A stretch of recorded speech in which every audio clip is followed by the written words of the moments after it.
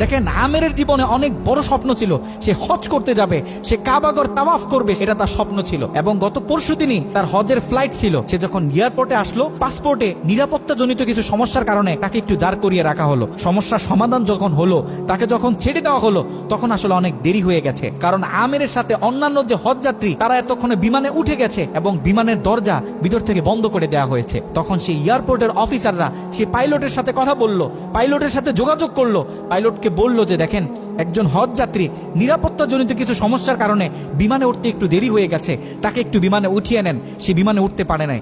তখন পাইলট স্পষ্ট বলেছে, যেই বিমানের দরজা একবার বন্ধ হয়ে গেছে, সেই বিমানের দরজা দ্বিতীয়বার কারোর জন্য আর খোলা হবে না। একথা বলে পাইলট বিমানটা আকাশে ফ্লাই করলো।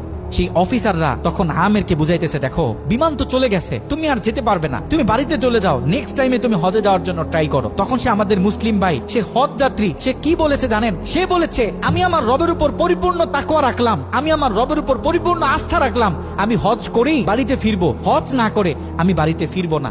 কথা বলে সে এয়ারপোর্টে দাঁড়িয়ে রইল। ঠিক কতক্ষণ পর সেই বিমান থেকে এয়ারপোর্টে মেসেজ করা হলো যে বিমানের ভিতরে যান্ত্রিক সমস্যা দেখা গিয়েছে, খুব ইমার্জেন্সি, বিমানটা সেই এয়ারপোর্টে ল্যান্ড করতে হবে। বিমানটা যখন এয়ারপোর্টে ল্যান্ড করা হলো, যান্ত্রিক যে ত্রুটি, এই ত্রুটিগুলো যখন সমস্যার সমাধান করা হচ্ছে, তখন সেই অফিসাররা সেই পাইলটের সাথে কথা বলেছে যে দেখেন, কোনোভাবে এই যাত্রীটা একটু নেওয়া যায় কিনা, সে তো হজ করার উদ্দেশ্যে বাড়ি থেকে বের হয়েছে, সে তো বাড়িতে যেতে চাচ্ছে না, হজ না করে তাকে একটু নিয়ে নেন।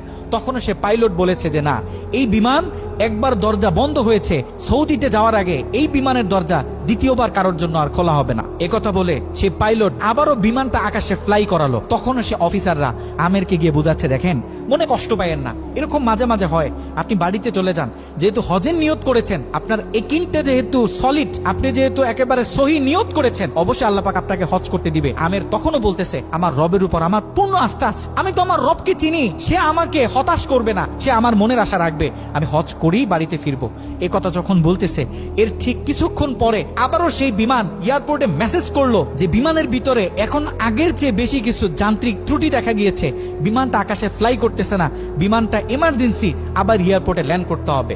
বিমানটা যখন এয়ারপোর্টে ল্যান্ড করলো, তখন সে পাইলট নিজে বিমান থেকে নেমে সে অফিসারদেরকে বলতেছে, সে হজ যাত্রী কই, যাকে ছাড়া আমরা মক্কার উদ্দেশ্যে রওনা দিলাম, তাকে আমার হাতে তুলে দেন। আমি যতটুকু বুঝতেছি, তাকে ছাড়া এই বিমান যতবারই আমরা আকাশে ফ্লাই করব, মক্কার উদ্দেশ্যে রওনা হব, আমার মনে হয় না যে এই বিমান স্বাভাবিকভাবে মক্কাতে গিয়ে পৌঁছাবে। তখন সে পাইলট সে আমেরের হাত ধরে নিজে নিয়ে সে বিমানের ভিতরে বসিয়ে দিল।